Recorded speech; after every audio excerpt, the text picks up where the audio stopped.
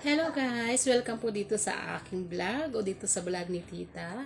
So ako po ay andito para magsabi na ako'y nagpapasalamat po sa lahat-lahat po ng mga nag-follow po dito sa aking Facebook page. So nasa 354,000 followers na po guys ang aking Facebook page. So walang katapusang pasasalamat po sa inyong lahat guys, mga nagtiwala po at sumuporta po dito sa aking Facebook page. At sa lahat po ng mga nanonood ng aking mga video reels at mga stream ads ko, sabihin man natin na walang kwenta po yung mga video kong ito, pero para sa akin ay napakahalaga po dahil napakalaking tulong po ito para sa akin at para sa aking pamilya po.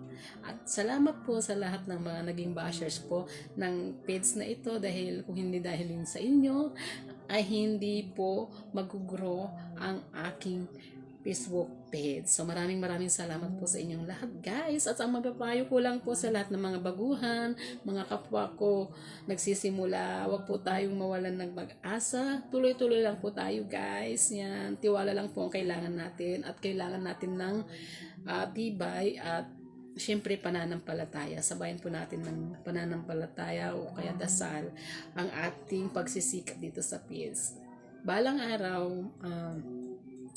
magkakaroon din tayo ng mga ads, yung mga wala pang ads dyan. Balang araw, magkakaroon din tayo ng ads. So, tuloy-tuloy lang natin yan, guys. Huwag po tayong mawalan ng pag-asa. At kung hindi man tayo suportahan ng ating mga kamag-anakan, mga kaibigan, mga kakilala, mga kapamilya, huwag po natin silang isipin. Hayaan lang natin sila. Basta tayo, go on lang tayo. Yan, tuloy-tuloy lang natin ang ating ginagawa. Wag nating sabihin na ay hindi ko na kaya ito, nahihiya na ako. Wag po gano. So, ang isipin mo yung pamilya mo, no? Isipin mo kaya mo. So, yun lang po mapapayo ko, guys. So, yan.